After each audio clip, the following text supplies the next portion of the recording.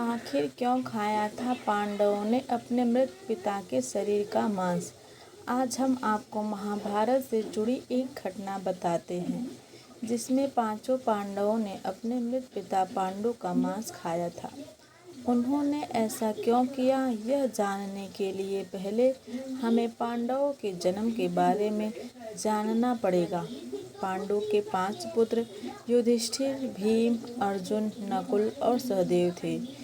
इनमें से युधिष्ठिर, भीम और अर्जुन की माता कुंती तथा नकुल और सहदेव की माता माद्री थी।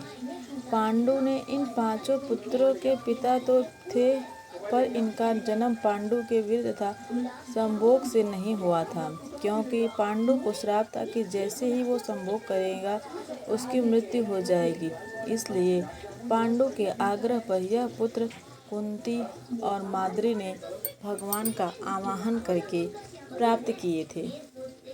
जब पांडु की मृत्यु हुई तो उसके मृत शरीर का मांस पांचों भाइयों ने मिल बांटकर खाया था।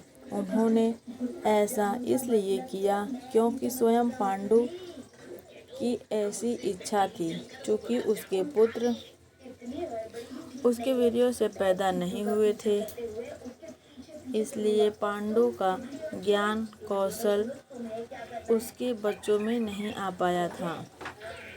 इसलिए उसने अपनी मृत्यु पूर्व ऐसा वरदान मांगा था कि उसके बच्चे उसकी मृत्यु के पश्चात उसके शरीर का मांस मिल बांटकर खा लें, ताकि उसका ज्ञान बच्चों में स्थानांतरित हो जाए। पांडवों द्वारा पिता का मांस खाने के संबंध में 2 मान्यता प्रचलित है।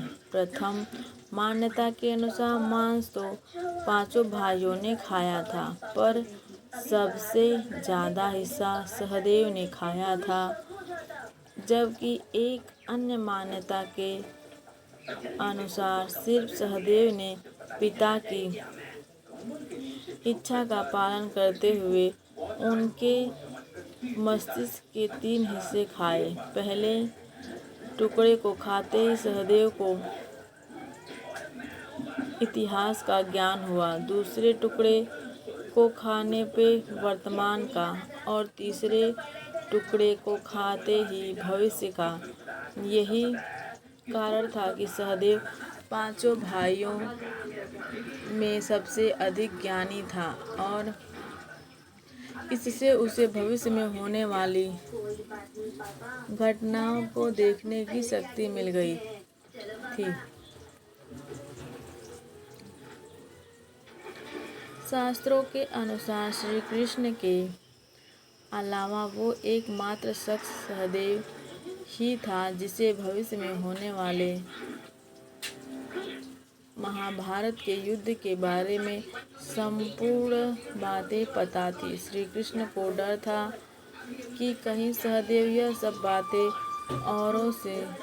औरों को न बता दे, इसलिए श्री कृष्ण ने सहदेव को श्राप दिया कि यदि उसने ऐसा किया तो मृत्यु हो जाएगी।